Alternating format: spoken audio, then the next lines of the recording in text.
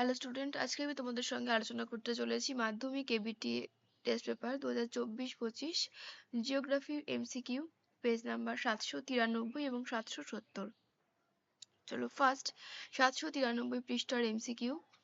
পলল সংঘ গঠিত হয় নদীর যে প্রবাহে উচ্চ ও মধ্য প্রবাহের সংযোগস্থলে। মরু অঞ্চলে কম দৈর্ঘ্যের শুষ্ক নদীখাতকে কি বলে? ওয়াদি। ওজোন স্তর দেখা যায় স্ট্র্যাটোস্ফিয়ারে। যে যন্ত্রের সাহায্যে বায়ুর আর্দ্রতা পরিমাপ করা হয় তা হলো হাইগ্রোমিটার।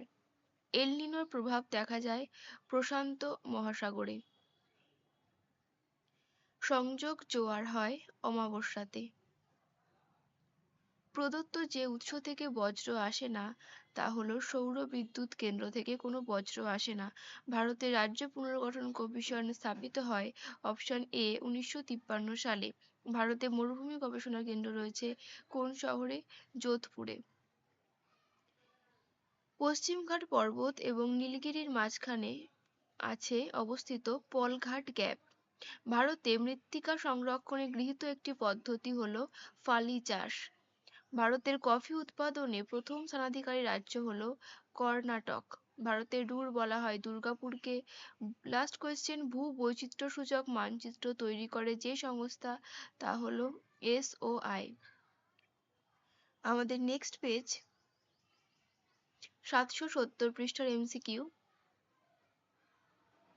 যে প্রক্রিয়ার মাধ্যমে ভূপৃষ্ঠের নিচু স্থান ভরাট হয়ে উঁচু হয় তাকে বলে আরোহণ প্রক্রিয়া। নদীর তলদেশের সঙ্গে নদীবাহিত শিলাখণ্ডের আঘাতকে বলা হয় অবঘর্ষ ক্ষয়। বায়ুমণ্ডলের সর্বোচ্চ স্তর হলো এক্সোস্ফিয়ার। পৃথিবীতে অ্যালবেডোর পরিমাণ প্রায় 34%। কোন বায়ুর প্রভাবে ভূমধ্যসাগরীয় জলবায়ু অঞ্চলে শীতকালে বৃষ্টিপাত হয়? তা হলো পশ্চিমা বায়ু। শৈবাল ছাগল দেখা যায় কোন মহাসাগরে? উত্তর আটলান্টিক। পৃথিবী ও চাঁদের দূরত্ব সবচেয়ে কম হয় কোন অবস্থায়? পেরিজীয় অবস্থায়। বায়ুতে উপস্থিত জীবাণু বজ্রে জৈব পদার্থের বিশ্লেষণ ঘটলে তাকে বলে কম্পোস্টিং। কার্ডেওয়া মৃত্তিকা দেখা যায় কাশ্মীর উপত্যকায়। ভারতের বৃহত্তম উপহ্রদ হলো চিল্কা। ভারতে ধান গবেষণাগার প্রধান কেন্দ্রটি অবস্থিত কটকে। ভারতের বৃহত্তম শঙ্কর ইস্পাত কারখানা রয়েছে দুর্গাপুরে। 2011 সালের আদমশুমারি অনুযায়ী ভারতের সর্বাধিক জনঘনত্বপূর্ণ রাজ্য হলো বিহার।